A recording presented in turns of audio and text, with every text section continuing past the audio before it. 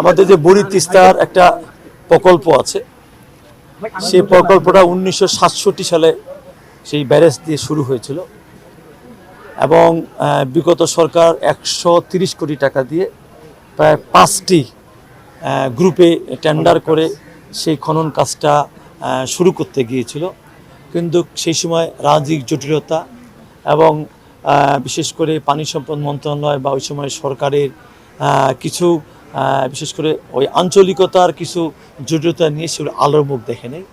আমি এই জন্যই সশরীরে এর আগে আমাদের পানি সম্পদ মন্ত্রী, আমি সহ আমাদের দুর্যোগ ব্যবস্থা মন্ত্রী সহ আমরা সরজমিনে দেখে গিয়েছিলাম। আজকে আমি সরজমিনে দেখে এবং সেই বুড়ি তিস্তা সমস্যাটা কীভাবে সমাধান করা যায় সেই বিষয়ে এখানকার স্থানীয় অনেক মানুষ জড়ো হয়েছিল, তাদের সঙ্গে কথাবার্তা বলেছি। হয়তো এ মাসের মাঝামাঝি সময়ে আমরা বিশেষ করে ওই এলাকার মানুষজন এবং যারা জনপ্রতিনিধি আছেন, আমাদের পানি সম্পদ মন্ত্রণালয়ের কর্মকর্তারা আছে, আমি নিজেও যেহেতু এই অঞ্চলের মানুষ, মন্ত্রণালয়ের দায়িত্ব থাকলো, সেক্ষেত্রে আমি সমস্ত মানুষের সঙ্গে আমাদের কর্মকর্তার সঙ্গে কথা বলে সেখানে মামলা বলেন আরও জটিলতা বলেন সেগুলো আমার বিশ্বাস বিগত দিনে কি হয়েছে, আমরা তো একটা প্রকল্প হাতে নেওয়া হয়েছে, অনেকগুলো প্রকল্প কিন্তু বিগত সরকারের আমলে আমাদের গড়া কাটা হয়ে দাঁড়িয়েছে। এমন এক জায়গায় দাঁড়িয়ে গেছি আমরা সেই সময়, না পারি ফেলতে না পারি করতে। কাজেই সেক্ষেত্রে আমরা সেইটা বিচার বিশ্লেষণ করছি, আমাদের ইঞ্জিনিয়াররা তার টেকনিক্যাল বিষয়গুলো তারা দেখভাল করছে।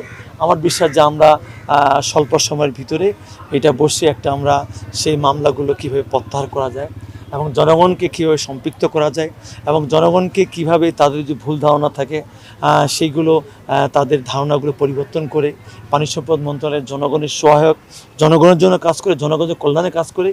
আর পানি সম্পদ মন্ত্রণালয় আলাদা কিছু না, বর্তমান সরকার। এছাড়াও আমি বিশেষ করে আমাদের এই ডিমলার একদম শেষ মাথা একটি জোনাগাছ চাপানি, সেই ইউনিয়নটার অনেক জায়গায় আমাদের সেখানে নদীর বিলীন হয়ে গেছে, অনেকে বাড়িঘর জমি, সেগুলো আমি সশরীরে সেখানে দেখে আসলাম।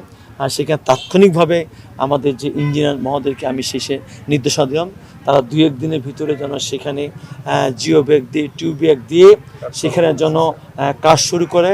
আমাদের সরকারের কমিটমেন্ট হচ্ছে একটাই, আমরা চাই না একটা মানুষের একটা বাড়ি একটা ঘর 1 বিঘা জমি বা 1 ইঞ্চি জমি নদীতে বিলীন হয়ে যাক।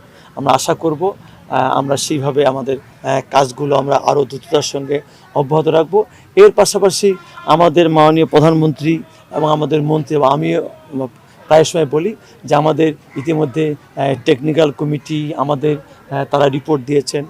বিশেষ করে আমরা বিভিন্নভাবে আরও বিভিন্ন দেশের সঙ্গে সলা পরামর্শ করছি কিভাবে দ্রুততার সঙ্গে আমাদের তিস্তা মহাপরিকল্পনা বাস্তবায়ন করতে পারি এবং সেখানে পানি সংরক্ষণ এবং সেই নদীর 2 পার কীভাবে কমানো যায় এবং সেখানে প্রয়োজনীয় নতুন কোনো ব্যারেজ তৈরি করতে হয়, সেই বিষয়গুলো আমাদের বিশেষজ্ঞ টিমগুলো দফায় দফা সভা করছেন এবং সভা করেই আসলে একটা মহাপরিকল্পনা তো একদিনে বাস্তবায়ন করা সম্ভব নয়।